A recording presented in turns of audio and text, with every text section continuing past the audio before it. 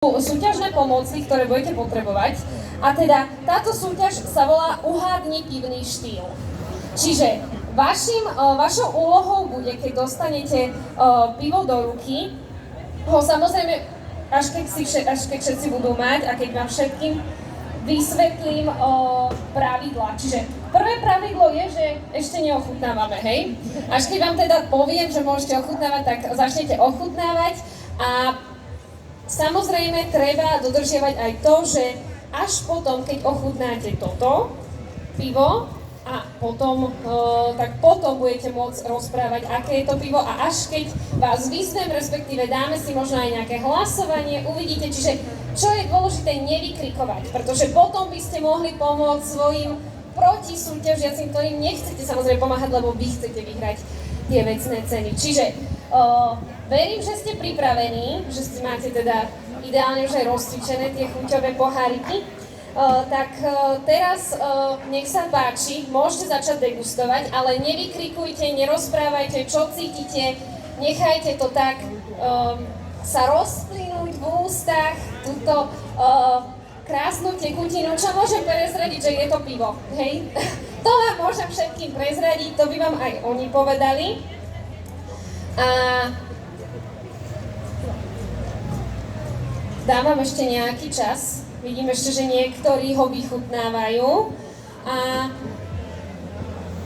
po druhej, lebo budete mať aj druhú ukážku, sa bude akože hlasovať, ale teraz sa vás ešte idem tak spýtať, čo tam cítite, respektíve čo si myslíte, že to je? Remeselný pivovar. Remeselný pivovar, OK. Tuto máme aký odhad? Presne remeselný pivovar, také domáce. Domáce piva, remeselný pivovar, dobre. Čo cítime tu? Za mňa ležia remeselný. Remeselný ležiak, dobre, akože remeselného sa držíme, ale každý ide inak, dobre. Tiež si myslím, že to je ležiak remeselný, jasné, samozrejme. Jasné, samozrejme. Ja neviem, aké máte pivo, takže pre mňa to až také jasné samozrejme nie je. To až neskôr, čiže máte zapamätané, hej? Dobre, odložte poháre kľudne aj na zem pred seba a hlavne, aby sme ich neskopli. Teraz je dôležité, aby ste ochutnali aj toto druhé pivo, pretože súťažná otázka príde až po ňom. Čiže opäť potichu vás poprosím, nech sa páči, degustujte. Opäť je to pivo, hej, keby ste náhodou chceli vedieť, čo podávame na pivnom festivale Slovenskej korunky, tak je to práve pivo. A som zvedavá, aké budú pocity, respektíve čo tam budú cítiť teraz. Už máte? Tak poďme z tohto kraja teraz.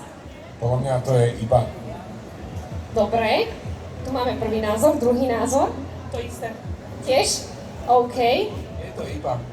Je to IPA, dobre. A som zvedavá, čo povieš štvrtý súťažiaci?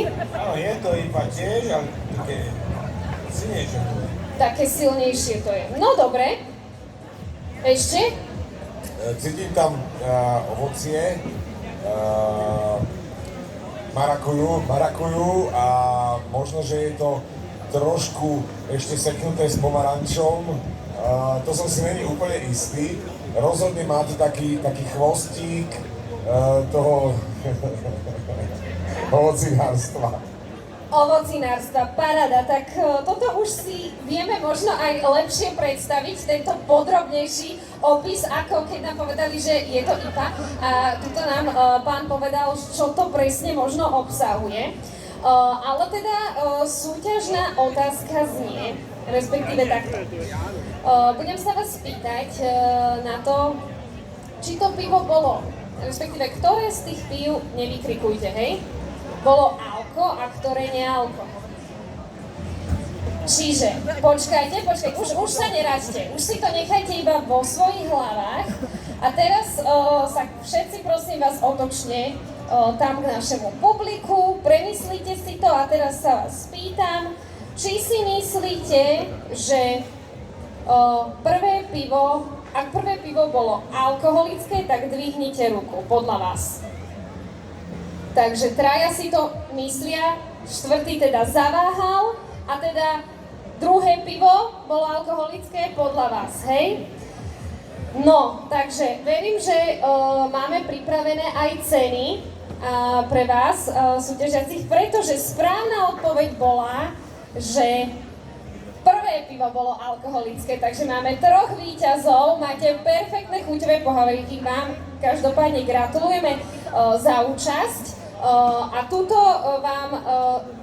tuto máme víťaza 1, 2, 3 a tuto pán štvrtý teda ste to cítili, takže až to druhé pivo bolo také silnejšie. Áno.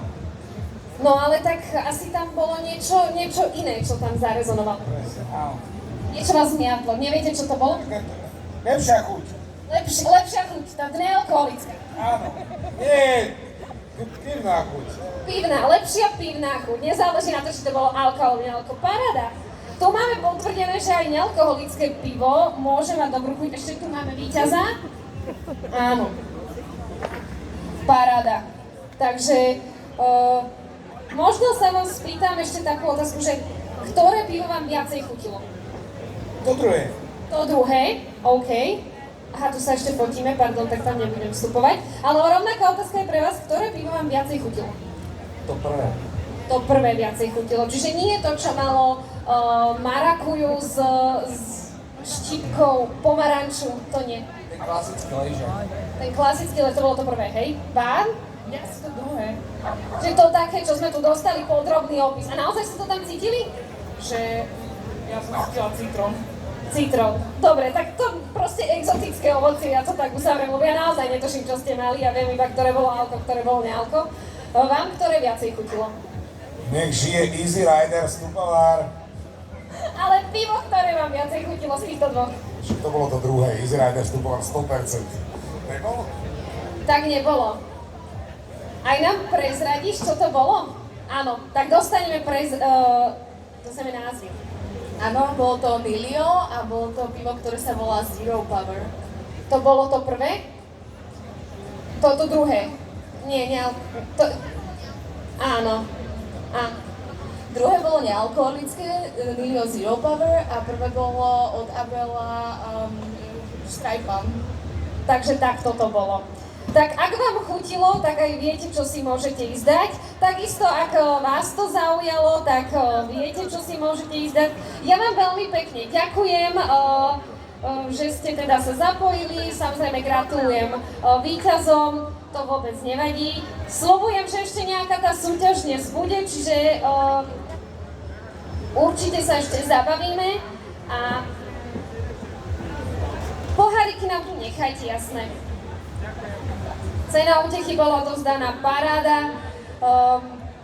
Tak všetkým vám ešte prajem, aby ste si užili tento festival, aby ste si naozaj dopriali čo najviac piva, pretože tu je toho piva veľmi veľa a je to jedno z tých najlepších pív, ktoré môžeme mať, pretože tak ako sme už spomínali v úvode, tomuto festivalu predchádza aj súťaž, Slovenská pivná korunka, ktorá vlastne súťažia tie jednotlivé pivovary a niektoré z nich vlastne sú aj tu, čiže Takže ja som ani nevyhral, ale ja tak čo nám utek. vidíte, ktoré sa ako umiestnili, sú tam tie ohodnotenia, vidíte to tam všetko, čiže pokojne vás teraz vyzývam, prejdite si tie stánky, naozaj rozhliadnite sa okolo seba, ochutnajte